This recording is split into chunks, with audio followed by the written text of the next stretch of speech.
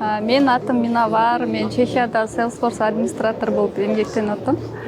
Азыр билинбей эле 5 ай иштеп коюп турмун. Өткөндө Таласта жүргөндө ушу Media Hub'тан мээрим эже байланышып, ушу мени үйдөн видео тартып кетишкен эле. Анан карасам просмотр 5,5 миллиондон ашыптыр. Instagram баракчадан дагы аябай көп просмотр алыптыр. Анан ошол интервьюдан кийин мага көптөгөн келиндер, балдар жазып башташты. Бардыгы эле ошо айтиге кызыгып, бирок буга чейин коркуп, мен окуй аламбы, окуй албаймбы деген ойлору менен өздөрүн баштай албай аткандар жазышты көбүнчө. Кээ бир аял келиндер, мисалы балдары менен Баткенден, Көлдөн жазгандар болду. Ноутбугум жок, кантип окуйм деп. Аларга ошо программированиянын тилдерин түшүндүрүп, телефондон деле баштаса болот экен түшүндүрүп, кээ бирлер ошо телефондон дагы сабактарды көрүп, анан код жазгандарды көрүп аябай сүйүндүм. Ноутбук алганча силерге мотивация болот, ушинтип кызыгып баштай берсеңер болот деп. Анан бардыгы эле ушинтип суроо берип атты. Мен сизди YouTube'тан көрдүм, аябай мотивация болду мага. Сизди көрүп окуса болот экен түшүндүм. Сиз чын эле 15 жыл мугалим болуп иштедиңиз беле? Чын эле Чехияда иштеп атасызбы деген суроолор болду.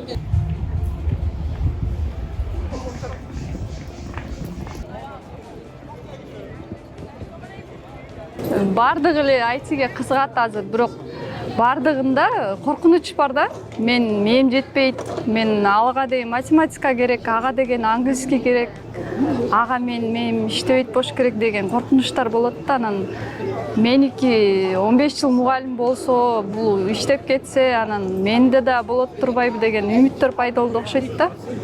Анан ошон үчүн жазып сурап жатышты. Алардын көбү азыр окушуп атат. Саламатсыздарбы, мен атым Сейитбек Усманов, Salesforce окуткан Сейитбек мен болом. 3 жылдан бери катуу окутуп келатабыз. Окуучуларыбыз Европада, Америкада, Азияда жумушка кирип атышат. Эгер силер да кошулуп ийгиликке жеткиңер келсе, жазылгыла. Жазылуу жолдору видеонун описаниесинде, тезирээк жазылгыла, чектелүү орундар бар. Эмки сабак жакында башталат. Media Hub'танмын деп келсеңер, $150 скидка аласыңар. Чоң рахмат. Сейит Байкен курсун мурдай YouTube'тан көрүп, бирок түшүнгөн эмесмин да, бул эмне экен деп. Анан ал убакта Кыргызстандан дагы окутпайт эле. Мен Кыргызстанда болчумун. Анан ушу бияктагы эң биринчи Россияда ачылган группасына кошулуп окуп калдым. Группа менен отуруп, аябай изденип, эртеден кечке зымда отуруп окуган күндөрүбүз болгон да. Окууну бүткөндө аябай мындай коркунучтар болгондо, эчтеке билбейм дегендейчи. Өзүм окуганыма деле ишенбей, иштеп атып деле өзүмө өзүм ишенбей жүрдүм да. Чын эле иштеп калдымбы, чын эле программист болуп калдымбы деп. Мен англис тил курсуна апам аркылуу окуп калгам. Анан ошо апам мотивация болгон.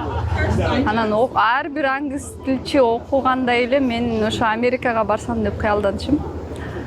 Бирок бул кыялдарды мындай сыртка айткандан уялчым да, анткени Таласта окуп, анан Америкага кийин барам деп айтсаң шылдыңдап коюшмак да, мындай ишенбейт болчу. Анан баары бир кийин ушундай чет жака барып иштейм же окуйм деп ушундай кыялданчым да. Анан жолдошум экөөбүздүн дагы ошо көз караштарыбыз туура келди. Анан ошо насип болду. 15 жылдан кийин ошо ал биринчи бияка келди, Чехияга. Анан артынан 2 жылдан мен келдим.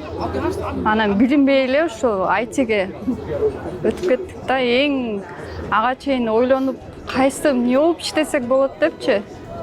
Кара жумуштарында иштесең ал убактылуу эле да. Убактылуу акча табасың. Анан ал акчаң деле кетип калат. Кайра Кыргызстанга барганда эки эсе стресс болосуң. Энди эмне кылам бияктан депчи. Анан ошо үчүн мындай түбөлүктүү, кийин келечеги бар жумуш деп ошо эң ыңгайлуу деп ошо айтини ойлондук. Бияка келгенде мен мисалы чех тилин билбейм да. Анан көчөдө жүргөндө мага англис тилим аябай жардам берип атат. Анткени бүт жакта эле англисче сүйлөсөң түшүнөт да. Анан элементарный сөздөр менен түшүндүрө алышат. Эң билбейм деген адамдар деле. Ошо үчүн мага аябай жеңил болуп атат деп айта алам да. Көбү эле ушул англис тилин билбейм, мен көп нерсе колуман келбейт деп коет да. Анан канчалык англис тилин билиш керек? Ушул жөнүндө айтып кетсеңиз, канчалык англис тилинин деңгээлин билсе, же башка чет тилдин деңгээлин билсе, базалык деңгээл. Мурда мен мектепте окуучуларды окутуп жүргөндө мен окуучуларымчы да эже сиздин англискиңиздин мага кереги жок. Мен деген башка эле жумушта иштейм депчи. Анан айтчым да, хотя бы сен кийин бир өлкөгө барганда бул эмне, тиги эмне деп ар кимге жалдырабай, мисалы сейил дегенге деле саякат кылсаң деле сага керек бул дечим да. Анан негизи чет өлкөдө жашабайм, жөн эле саякаттайм деген адамга базаны биле болуш керек да. Башкы бегинер деп коет. Суроо бергенди,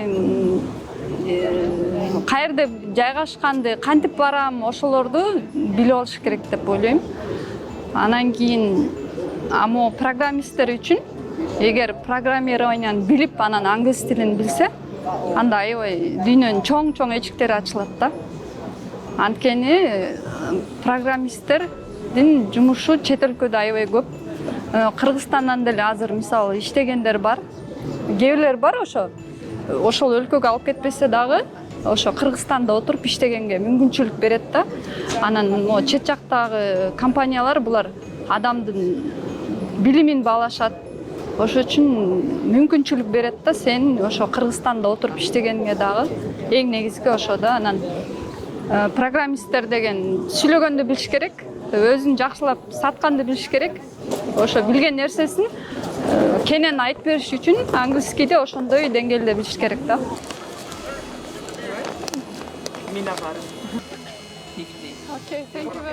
Мен азыр бардык эле жазып атса эле айтиге окубайсыңбы деп атам да. Анан мага жакпайт ал деп айтат. Анткени бул айтинин айтып атам, ар ким мисалы бизде профессиялар бар го. Мисалы врач, мугалим дегендей эле бул айтинин дагы тандаган тилдери көп да. Ар ким өзүнө ылайыктап, мисалы сүйлөгүсү келген адамдар ошондой тармагын тандап алса болот. Тармактарын өзүнүн мүмкүнчүлүгүнө жараша тандап иштесе болот да. Кичинекей балам, апа биз бияка баратабыз, сиз качан келесиз деп ушинтип ал да кечке жаза берет, чала берет. Аябай сагындым. Ошо алып кеттим, келип атат. Бирок ал үчүн дагы күчүбүз керек, ал үчүн дагы чыдашыбыз керек, сабыр кылышыбыз керек.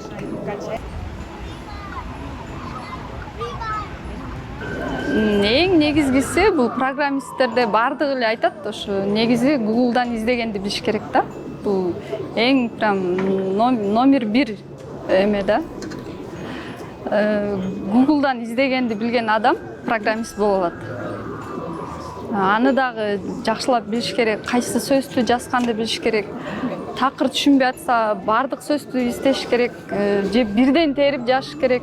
Ошо математиканын деле кереги жок. Мага деле мисалы программированияны баштаганда математикада формулалар берилгенде, анан мен аны унутуп коюп турмун, мектептеги программа. Анан Google бар экен, Google'дан издесем бары чыгат экен.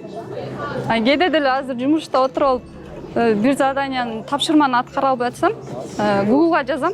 Google'да чындыгында акылдуу адамдар көп, өзүнүн убактысын арнап, ошонун баарын жооп жазгандар бар, сурагандар бар мага чейин. Анан Google'да жакшы издегенди билсе, анда оңой эле үйрөнө алат да. Ал үчүн атайын бир акылдуу, аябай акылдуу болуштун деле кереги жок.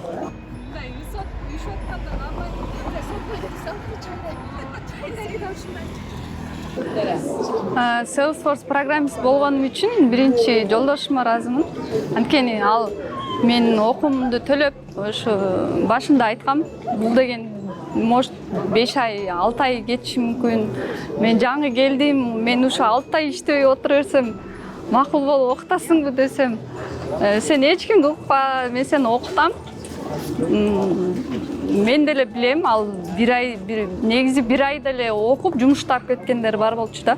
Мен бир ай деле таба алат деп ишенбейм, ага убакыт керек деп колдогон. Анан экинчи ушу Сейит байкеге аябай ыраазымын. Анткени ал бизге башка мен курстарда окуганда мындай мотивация берген эмес да.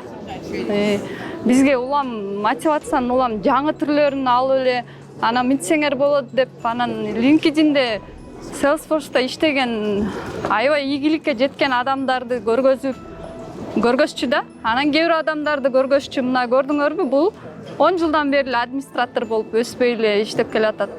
Өсүш керек депчи.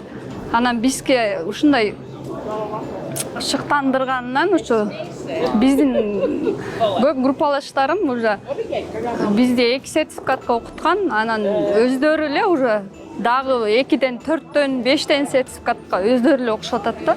Бунун баардыгы ошо бизге берген мотивациянын негизинен деп ойлойм да. Кыялдарыңыз орундалып атабы? Кыялдар орундалып атат. Кыялдарга ишениш керек, анан ошого карата максат коюп, акырын жыла берсе болот экен да.